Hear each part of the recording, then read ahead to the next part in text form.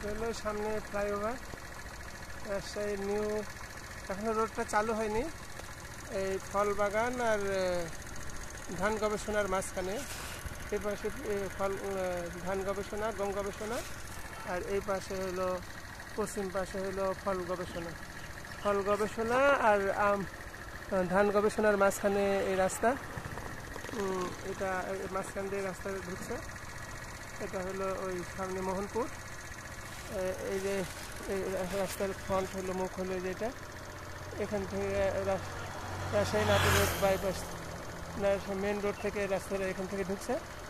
ঢুকে পূর্ব সাইডে এটা হলো ধান গবেষণা, গম গবেষণা। রাস্তা মাঝখান দিয়ে ঢুকছে, যা এই যে ফল গবেষণার শেষেই ফ্লাইওভার। এই যে আমি এসেছি